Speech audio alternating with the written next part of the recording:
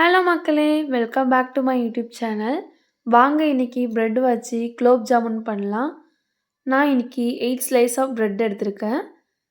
பிரெட்டோட கார்னர்ஸ்லாம் cut பண்ணி எடுத்துக்கலாம். அத சின்ன சின்ன துண்டா கட் பண்ணிட்டு, மிக்ஸி ஜார்ல போட்டு அரைச்சு எடுத்துக்கோங்க.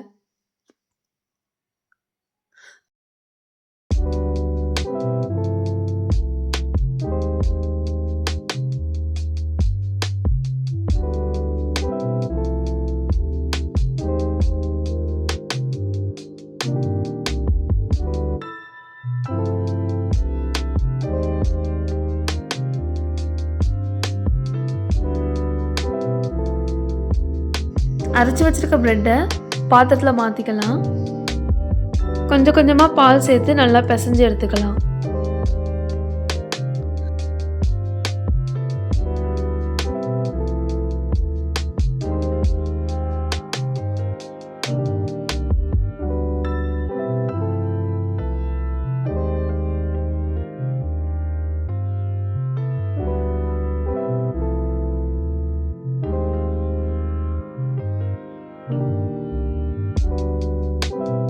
நல்லா சாஃப்டாக பிசைஞ்ச பிறகு ஒரு 5 மினிட்ஸ் மூடி போட்டு மூடி வச்சிடலாம்.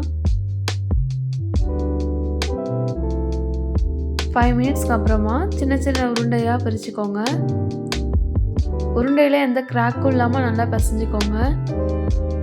அப்படின்னா தான் எண்ணெயில் போடக்குள்ளே பிரிஞ்சு வராமல் இருக்கும்.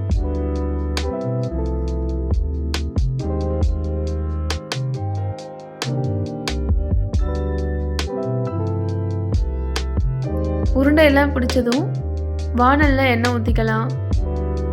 எண்ணெய் நல்லா சூடான பிறகு உருண்டையெல்லாம் போட்டு பொரிச்சு எடுத்துக்கலாம்.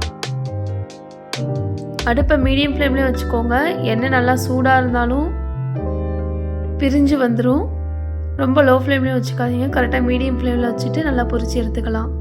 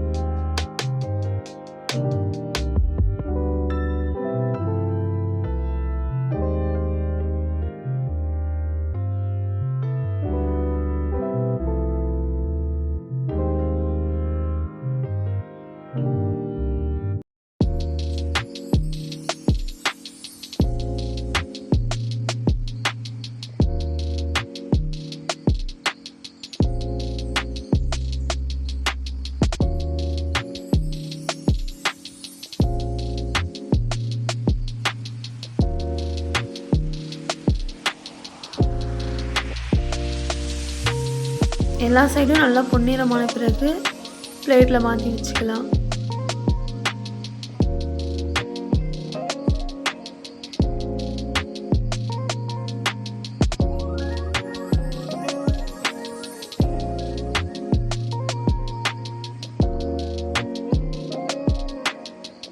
மீதி இருக்க உருண்டையெல்லாம் எண்ணெயில் போட்டு எடுத்துக்கலாம்.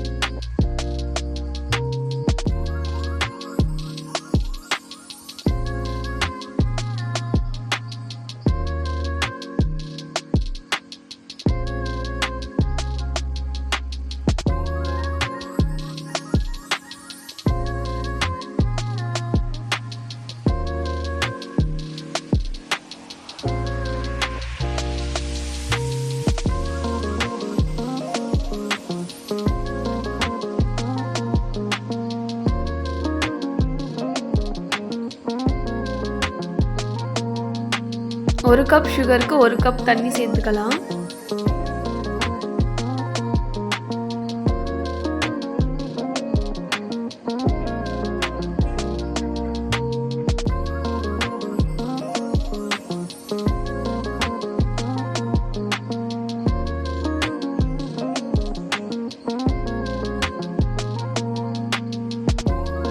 ஏலக்காய் 2 சேர்த்துக்கோங்க.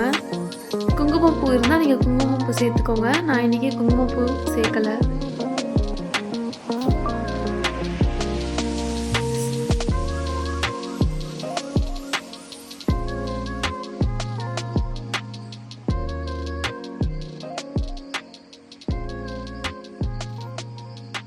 ஒரு டேபிள் ஸ்பூன் லெமன் ஜூஸ் சேர்த்துக்கலாம். லெமன் ஜூஸ் சேர்க்கறதால சர்க்கரை கட்டியாகாமல் இருக்கும். கம்பி பதம் பார்க்க தேவையில்ல. ஒரு 3 மினிட்ஸ் நல்லா கொதிக்கட்டும்.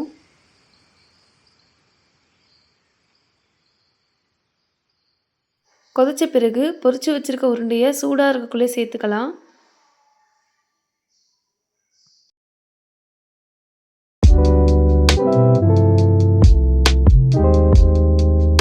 நிமிஷம் நல்லா ஊறட்டும். அவ்வளோதாங்க, ப்ரெட்டை வச்சு சுவையான குலோப் ஜாமுன் வீட்லேயே ரெடி பண்ணியாச்சு. நீங்களும் ஒரு முறை ட்ரை பண்ணிவிட்டு எப்படி இருக்குன்னு கமெண்ட்டில் சொல்லுங்கள். உங்களுக்கு இந்த வீடியோ பிடிச்சிருந்தா மறக்காமல் லைக் பண்ணுங்கள், ஷேர் பண்ணுங்கள், சப்ஸ்கிரைப் பண்ணிடுங்க. தேங்க்யூ.